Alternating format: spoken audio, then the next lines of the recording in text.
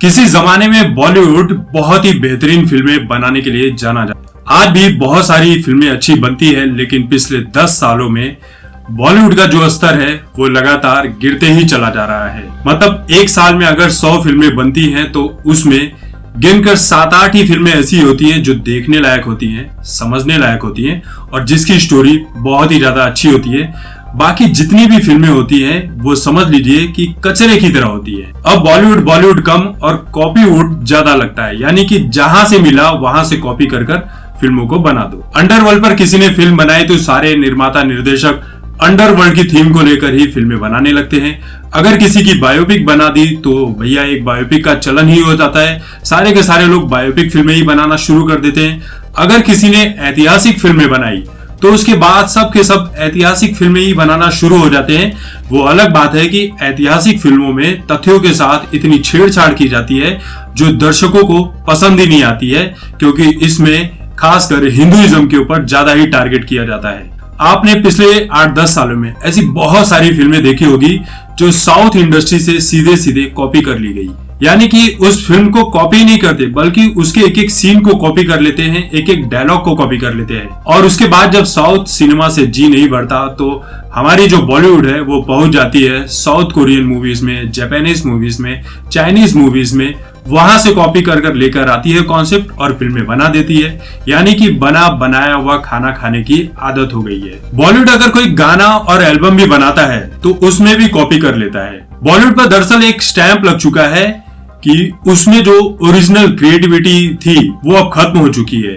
अब क्रिएटिविटी के नाम पर सीधे एक ही शब्द मिलता है कि कॉपी करो और फिल्में बना लो। और सबसे बड़ी यही वजह है कि जब बॉलीवुड साउथ सिनेमा की कॉपी कर रहा है तो क्यों ना साउथ सिनेमा की मूवी को पहले देखा जाए। और यही वजह है कि लोग साउथ सिनेमा को कुछ ज्यादा ही पसंद करने लगे हैं। यहाँ तक कि बॉलीवुड से बहुत ज्यादा अच्छी कहानियां तो हमारे मराठी फिल्म इंडस्ट्री में नजर आने लगी हैं।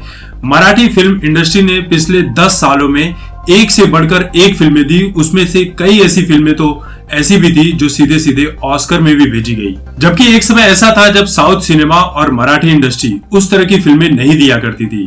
लोग बॉलीवुड को ही बहुत ज्यादा प्रायोरिटी दिया करते थे, लेकिन साउथ सिनेमा और मराठी इंडस्ट्री ने अपने टैलेंट को पहचाना, अपने अंदर की काबिलियत को पहचाना और उसके बाद जो फिल्में उन्होंने देने का काम किया है वो हम सभी के सामने है। आज बॉलीवुड की नौबत ऐसी आ गई है कि बॉलीवुड अपना खुद का अस्तित्व बचाने की जुगत में लगा हुआ है और ये बात बिल्कुल सच है। पहले फिल्में अमिताभ बच्चन, शाहरुख खान, सलमान खान, आमिर खान, इन सभी के नाम पर बिक जाया करती थी। हाँ, ये बात भी अलग है कि एक दौर इन कलाकारों का ऐसा भी रहा था जहां पर इन्होंने सिर्फ फिल्में नहीं बनाई बल्कि जनता के दिलों में अपनी जगह भी बनाई और जमकर पैसे भी कमाए।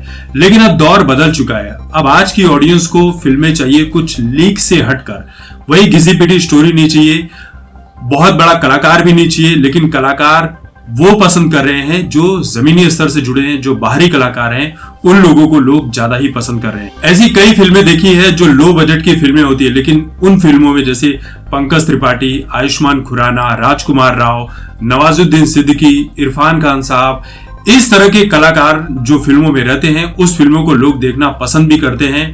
और संजय मिश्रा जी का नाम लेना मैं भूल गया, क्योंकि संजय मिश्रा अपने आप में बेजोड़ कलाकार हैं।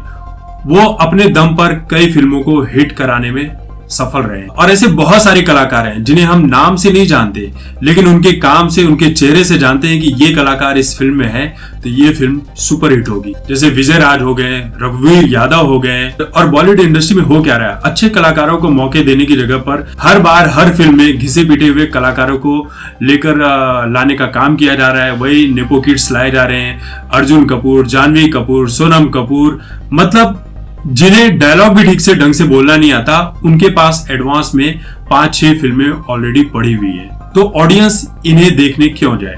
ऐसा भी नहीं कि जब कोई बाहरी कलाकार इनसे जब आगे जाता है तो ये खुश होते हैं। जब इन्हें लगता है कि ये बाहरी कलाकार को बहुत सारी फिल्में मिल रही है, बहुत सारी तवज्जो मिल रही है, तब ये लोग इसे बॉयकॉट करना शुरू कर देते हैं। इंडस्ट्री में एक होल्ड बना हुआ है, एक अपना अपना ग्रुपिज्म बना हुआ है कि इस कलाकार को आगे बढ़ाना है, इस कलाकार को बॉयकॉट करना। सुशांत सिंह राजपूत तो सिर्फ एक उदाहरण है। सुशांत सिंह राजपूत जैसे ऐसे न जाने कितने ही कलाकार गायब हो गए जिन्होंने अपनी फिल्मों में अपने टैलेंट के दम पर एक से बढ़कर एक फिल्में दी और अच्छा अभिनय भी किया, लेकिन आज उनके नाम, उनके चेहरे किसी को याद नहीं है। और देखिए, बॉलीवुड में जिन कलाकारों को मौका नहीं मिलता उसके लिए साउथ इंडस्ट्री के दरवाजे खुले हैं। साउथ इंडस्ट्री में आपने ऐसे बॉलीवुड के कई कलाकारों को देखा होगा जिन लोगों ने अपने टैलेंट के दम पर वो मुकाम हासिल किया है जिनके बिना साउथ की फिल्में अधूरी मानी जाती हैं, और आज उनके पास एडवांस में 8-10 फिल्में तो रहती हैं। सोनू सूद को आपने बॉलीवुड से ज्यादा साउथ सिनेमा में देखा होगा, क्योंकि साउथ सिनेमा में सोनू सूद का एक अलग ही रूप नजर आता है। अच्छा, एक चीज ये भी है कि बॉलीवुड साउथ सिनेमा की कॉपी तो कर लेता है,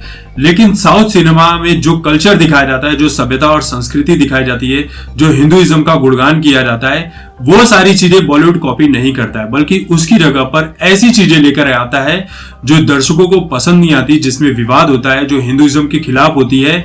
और बॉलीवुड के लिए यही जो फैक्टर होता है, विवाद, ये विवाद वाला फैक्टर ही उस फिल्मों को लोगों के बीच लाने का काम करता है कि इस फिल्म में ये विवाद है तो इसे देखा जाना चाहिए। लेकिन अब इस चीज को लोगों ने बॉयकॉट करना शुरू कर दिया है कि इस फिल्म को देखना ही नहीं। देखिए, ड्रग्स जैसी चीज जो है वो पूरे भारत में फैली हुई है, चाहे वो कोई भी फिल्म इंडस्ट्री हो वहां पर भी हो। साउथ सिनेमा में भी ड्रग्स के बहुत सारे मामले हैं, लेकिन बॉलीवुड में ड्रग्स जो है वो अपनी जड़ इतनी पसार चुका है कि जिसकी कोई लिमिट ही नहीं है।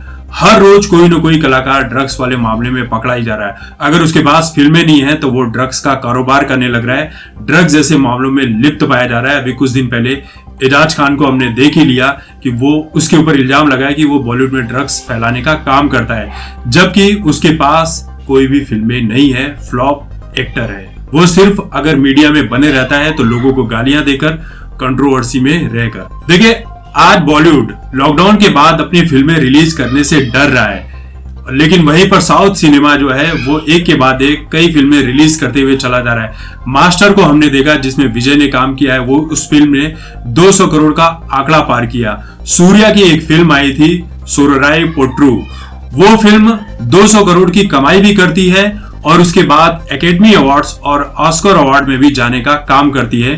तो सोच लीजिए कि साउथ सिनेमा आज किस ऊंचाई पर पहुंच चुका है। और अगर बॉलीवुड से कोई फिल्म ऑस्कर के लिए भेजी भी जाती है तो अच्छी फिल्में नहीं भेजा जाती है, बल्कि वो फिल्में भेजी जाती है जिसे भारतीय दर्शकों ने भी नकार दिया हो। लॉकडाउन के बाद बॉलीवुड में कुली नंबर 1, लक्ष्मी, सड़क 2, रूही, मुंबई सागा जैसी फिल्में रिलीज हुई, लेकिन ये सुपर फ्लॉप की कैटेगरी में हमें देखने को मिली। गंगूबाई काठियावाड़ी का ट्रेलर आता है तो लोग बोलते हैं कि तो गंगूबाई जो है वो बॉलीवुड का रिकॉर्ड तोड़ने वाली है, बॉक्स ऑफिस के सारे रिकॉर्ड तोड़ देगी।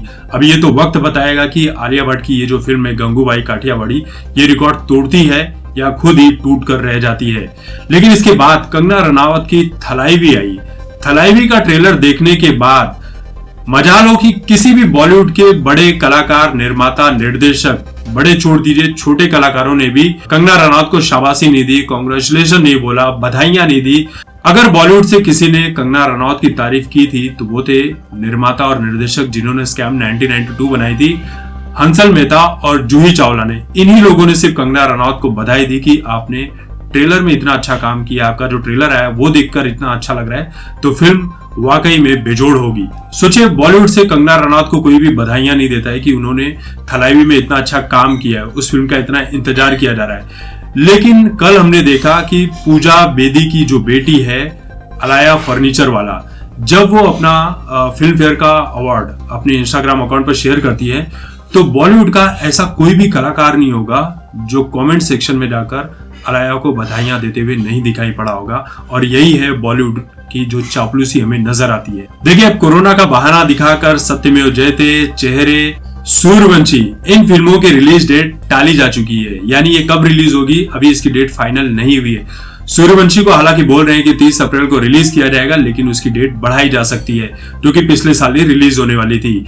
वहीं पर कंगना रनावत की थलाईवी का ट्रेलर रिलीज हुआ और कंगना रनावत ने ये कहा है कि जिस दिन फिल्म रिलीज की बात की जा रही है उसी दिन मेरी फिल्म आएगी और ये बॉक्स ऑफिस का रिकॉर्ड भी तोड़ने वाली है। और ये होता है कॉन्फिडेंस, ये होता है किसी चीज से नहीं डरना, खुद पर भरोसा रखना। बस यही फर्क है बॉलीवुड और साउथ सिनेमा में, जो दोनों को एक दूसरे से बहुत ही ज्यादा अलग रखता है। एक तरफ बॉलीवुड लगातार उसका स्तर नीचे गिरते जा रहा है, उसके कलाकारों में नेपोटिज्म और पता नहीं कौन कौन सी चीजें सामने नजर आने लगी है, ग्रुपिज्म, पता नहीं क्या क्या चीजें हो रही है। लेकिन साउथ सिनेमा आज एक के बाद एक पायदान चढ़ते ही चला जा रहा है और यही वजह है कि बॉलीवुड के बहुत सारे जो कलाकार, निर्माता, निर्देशक हैं वो साउथ की फिल्मों में काम करते हुए दिखाई पड़ रहे हैं, साउथ की फिल्मों में पैसे लगाते हुए दिखाई पड़ रहे हैं। देखिए, बहुत सारे लोग बोलेंगे कि बॉलीवुड से नफरत है इसलिए इस तरह की वीडियो बना रहा है। देखिए, बॉलीवुड से नफरत नहीं है, क्योंकि बॉलीवुड सिर्फ 2-4 निर्माता निर्देशकों का नहीं है। बॉलीवुड में लाखों लोग काम करते हैं जिनका घर चलता है। अगर बॉलीवुड चलेगा तो उन लोगों का घर भी चलेगा। हमें बॉलीवुड से नफरत नहीं है, बॉलीवुड के उन चंद ठेकेदारों से नफरत है जो बॉलीवुड में अपना अस्तित्व बनाने के चलते बहुत सारे लोगों का नुकसान कर देते हैं। दोस्तों, वीडियो को लेकर आपकी जो भी राय है कमेंट करके जरूर बताएं। तब तक देखते रहिए आपकी बात मुकेश के साथ। धन्यवाद।